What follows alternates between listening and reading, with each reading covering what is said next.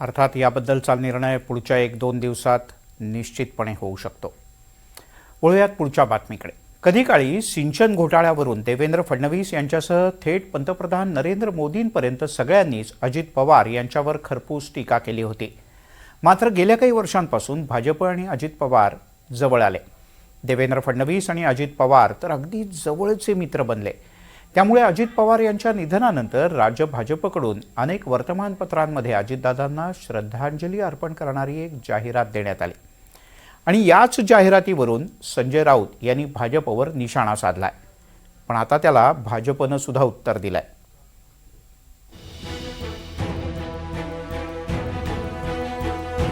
महाराष्ट्राचा दादा, राज्याच्या राजकारणातला एक रांगडा गडी आणि धडाडीचा नेता अनंतात विलीन झाला।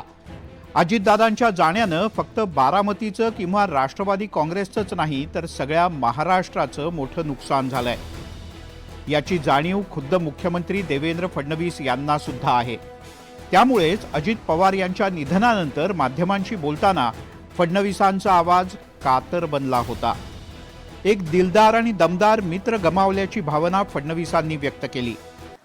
हे अविश्वसनीय आहे, मनाला चटका लावणार आहे। माझ्याकरता तर वैयक्तिक एक दमदार आणि दिलदार अशा प्रकारचा मित्र या ठिकाणी सोडून गेलेला आहे। त्यांच्या कुटुंबावर देखील हा प्रचंड मोठा आघात आहे।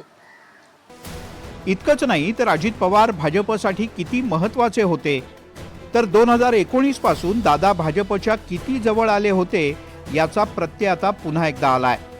एखाद्या पक्षाच्या बड्या नेत्याचं निधन झाल्यानंतर दुसऱ्या पक्षानं वर्तमानपत्रात जाहिरात देणं आजवर कधी घडलं नव्हतं। मात्र भाजपकडून आज जवळपास सर्वच वर्तमानपत्रात जाहिरात देत दादांना श्रद्धांजली वाहण्यात आली आहे। भाजपच्या या जाहिरातीवरून ठाकरे गटाचे खासदार संजय राऊत यांनी जोरदार निशाणा साधलाय। भाजपनं कमाल केली, दादांना श्रद्धांजली अर्पण करण्यासाठी पानभर जाहिराती दिल्या। त्यानं काय होणार? अजितदादांवर भाजपा म्हणजेच मोदी आणि फडणवीस यांनी 70,000 कोटींचे आरोप केले होते। ते मागे घेणं हीच अजित पवार यांना खरी श्रद्धांजली ठरेल। मध्य प्रदेशातून 2023 मध्ये पंतप्रधान नरेंद्र मोदी यांनी अजित पवार यांच्यावर निशाणा साधताना 70,000 कोटींच्या सिंचन घोटाळ्याचा उल्लेख केला होता।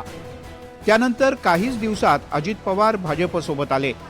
हाच धागा पकडत संजय राऊत यांनी भाजपवर निशाणा साधलाय। दरम्यान पंतप्रधान नरेंद्र मोदी काय म्हणाले होते ते पाहूयात। अगर मैं एनसीपी की बात करूं तो एनसीपी पर भी करीब 70,000 करोड़ रुपए के घोटालों का आरोप है। महाराष्ट्र स्टेट कोऑपरेटिव बैंक घोटाला, महाराष्ट्र सिंचाई घोटाला, अवैध खनन घोटाला, इनकी लिस्ट भी बहुत लंबी है। इन पार्टियों के घोटालों का मीटर कभी डाउन ही नहीं होता। संजय राऊत यांनी केलेल्या आरोपांवर भाजपनं जोरदार उत्तर दिलंय। अजून अजित पवारांच्या चितेची धग सुद्धा शांत झाली नाही तोवर संजय राऊत तुम्ही राजकारण करावं? खरं म्हणजे आज जी भाजपाने जाहिरात दिली ती अजितदादाबद्दलच्या असलेल्या आदरापोटी प्रेमापोटी दिलेली जाहिरात आहे। पण ती जाहिरातही संजय राऊत यांना दुखायला लागली आहे। खरं म्हणजे ज्यांनी आपल्या पक्षातल्या सहकाऱ्यांना पक्ष सोडायला भाग पाडलं त्यांना इतर पक्ष, सहकारी पक्ष, त्यांचे नेते त्यांच्या जाण्याने होणाऱ्या वेदना, दुःख याची जाणीव कुठे असणार? संजय राऊतजी, थोडं तरी राजकारण करताना माणुसकीचं दर्शन घडवा, ही तुमची हीन माणुसकी। संजय राऊत यांनी उपस्थित केलेला हा मुद्दा पुढच्या काही काळात अधिक गाजतो का थंड्या बस्त्यात जातो हे पाहणं महत्त्वाचं आहे। Bureau report, NDTV Marathi.